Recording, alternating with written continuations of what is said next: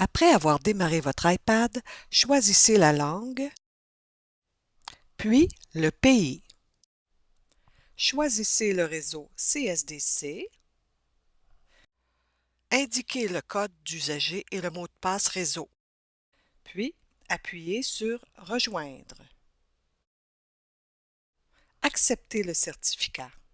Notez que ce réseau est limité et ne permet que l'initialisation du iPad.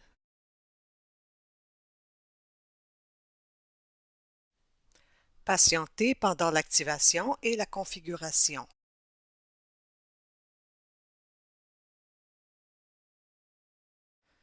Appuyez encore sur « Suivant ». Enfin, démarrez. Éteignez maintenant l'iPad, attendez 2 minutes, puis redémarrez-le. Effectuons maintenant les réglages. Ouvrez Réglages.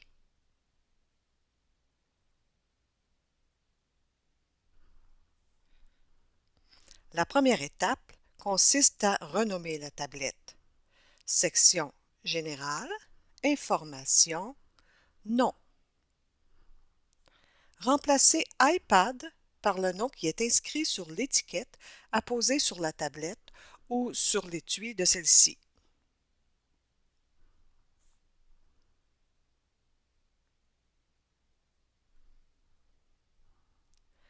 Dans la section iTunes Store et Apple Store,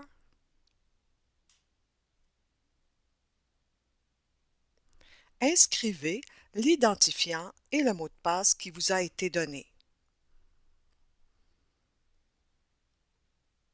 Appuyez ensuite sur Connexion. Plus bas, assurez-vous que le téléchargement automatique des apps, des livres et des mises à jour est activé.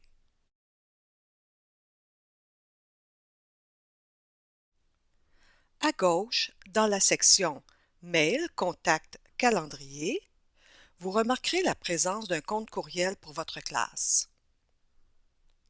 Au bas, remarquez la signature envoyée de mon iPad.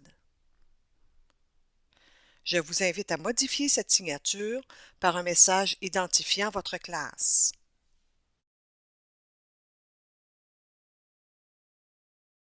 Nous allons maintenant activer deux fonctionnalités intéressantes du iPad, soit Siri et Paroles. Ces fonctionnalités vous seront expliquées dans la deuxième capsule. Pour activer Siri, Général, Siri, activer. Pour activer Paroles, Général, Accessibilité, Paroles, énoncer la sélection.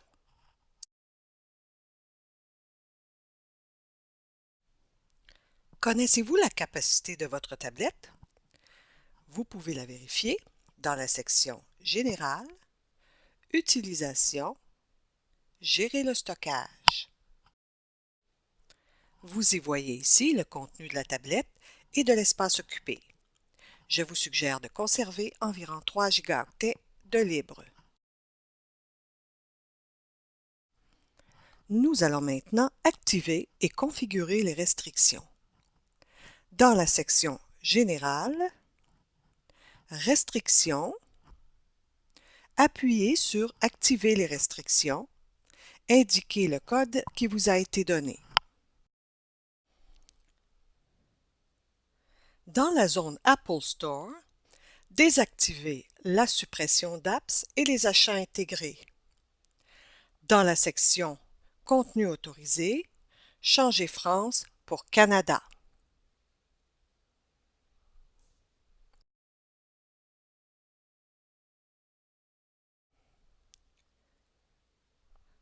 Dans la zone Confidentialité, Service de localisation, activez le service. Au bas de l'écran, dans la partie Autoriser les modifications, Compte, choisissez N'autoriser aucun changement. Ceci empêchera les élèves de modifier vos comptes Apple Store et courriel. Nous avons maintenant terminé de configurer les restrictions. Dans le menu général, la section Mise à jour logiciel au haut de l'écran vous permet de constater la version de l'iOS qui est le système d'exploitation de la tablette.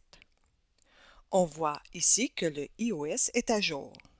C'est ici que vous effectuerez les prochaines mises à jour. J'aimerais maintenant vous sensibiliser sur le fait qu'il est possible pour un élève de mettre un code de verrouillage du iPad dans la section Code ici. Alors, si un élève active le code et oublie le code, il ne vous sera pas possible de démarrer votre iPad. Alors, ma suggestion, c'est toujours d'éduquer plutôt que de censurer. Alors, d'expliquer aux élèves que s'ils activent le code, eh bien, c'est dangereux. Toutefois, sachez que si ça se produit, contactez Daniel Pelletier qui pourra le désactiver à distance. Félicitations, votre iPad est maintenant configuré. Retournons à l'écran d'accueil. Pour éviter que les élèves manipulent les apps qui ne les concernent pas, nous allons les regrouper dans un dossier et les isoler sur un autre écran. Voici comment faire.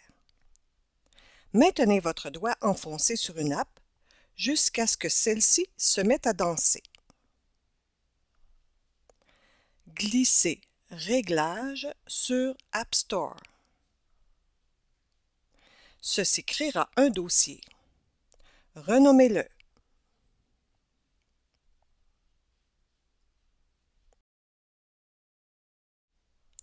Retournez sur l'écran en touchant l'extérieur du dossier. Il se refermera.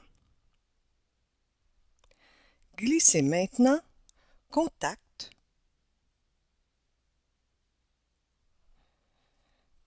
Mail,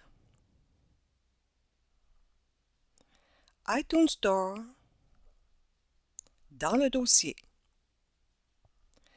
Glissez doucement le dossier vers la droite pour le déplacer vers le deuxième écran à l'abri des yeux des élèves.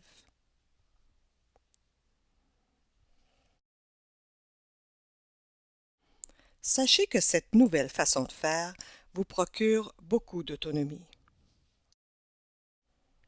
Si vous éprouvez des problèmes avec votre iPad, il est possible de réinitialiser les réglages réseau et même de recommencer le processus d'initialisation. Pour faire cela, dans la section Générale, Réinitialiser, Effacer contenu et réglages vous amènera à reprendre le processus d'initialisation au complet, tandis que Réinitialiser les réglages réseau réinstallera le certificat sans effacer quoi que ce soit. Félicitations!